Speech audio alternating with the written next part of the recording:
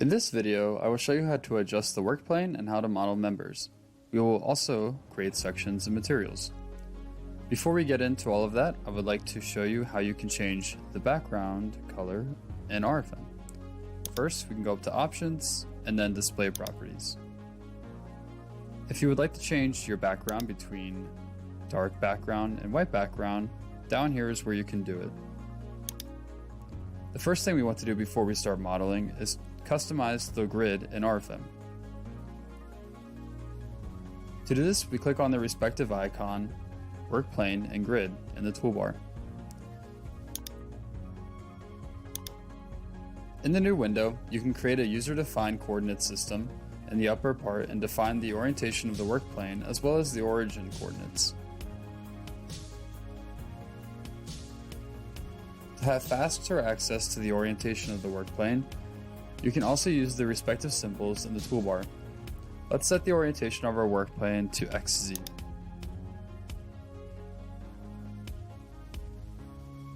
You can find the grid properties in the lower part of the window. You can show or hide the grid. Additionally, you can enter the number and the spacing in the grid points. You can also activate a dynamic grid that automatically adapts to the size of the model. In addition, you can activate the snap to grid points in the window.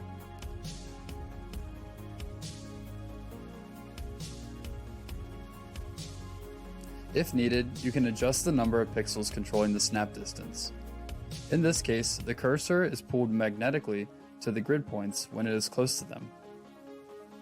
When we are satisfied with the settings, we confirm the data in the dialog box by clicking OK, and then we can start with the modeling. No data has yet been defined in our structural model. We can recognize this by the fact that there are no drop-down arrows in the menu under the basic objects in the data navigator. First, we set nodes in the work window to define the start and end nodes of the members. This step is optional because you can also insert members without defining the start and end nodes beforehand. However, it helps us to gain a better understanding of modeling. So let's click New Node in the toolbar. Now we can set a node using the dialog box or graphically with the crosshairs. We decide to enter the data graphically and click the origin.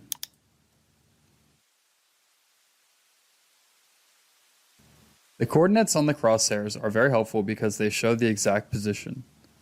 The activated snap helps us click the coordinate node.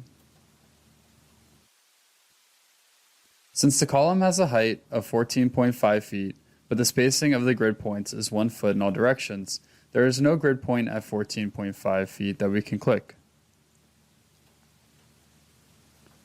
Thus, we have to set the second node using the dialog box by entering the desired coordinates and then clicking Apply.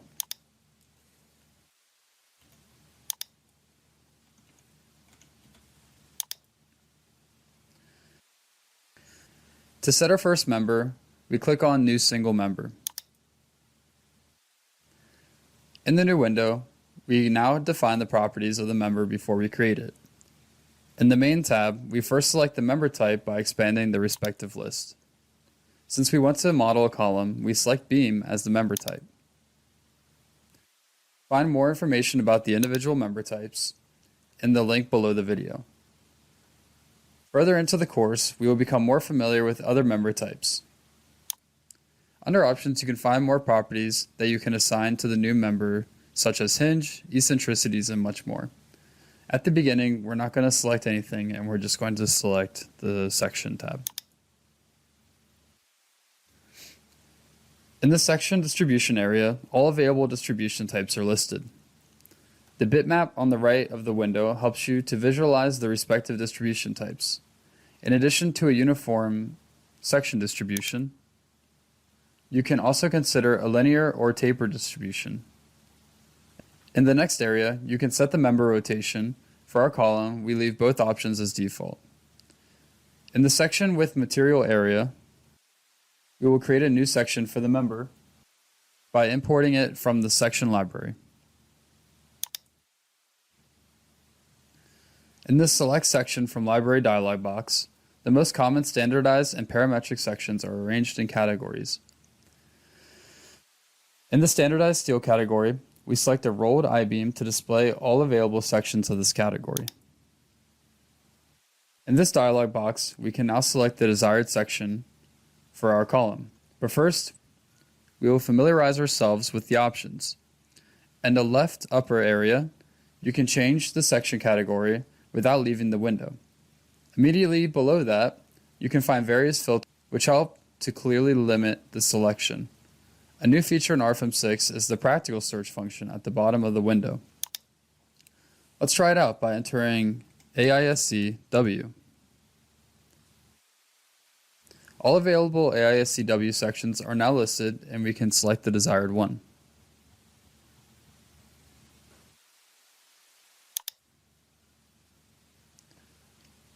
Afterwards, we have to create a new material for this section. To do this, we click on the Import Material from Material Library function in the Material area. The Material Library is structured similarly to the Section Library. On the left are the filters, in the middle, the respective list, at the bottom, the new search function. We would like to use the Steel A992 material. So in the region field, we can select United States, and in the material field, we can select steel. Now we have restricted the selection and can easily search for the desired material. We select Steel A992 and confirm by clicking OK in the dialog box. We have now defined the material for our section. Another helpful feature in RFEM 6 is the display of unit stress diagrams for the sections. A kip foot is applied as the load, and the desired stress distribution is displayed from the list.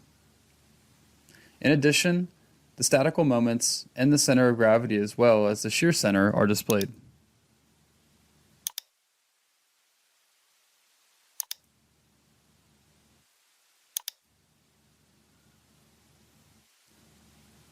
Depending on the options set in the main tab, and initially in the base data, additional tabs appear in the new member window. These tabs allow for further calculation parameters for the design. You can also add hinges and eccentricities. We'll do all of that later, and now we will confirm the entry of the new member by clicking OK.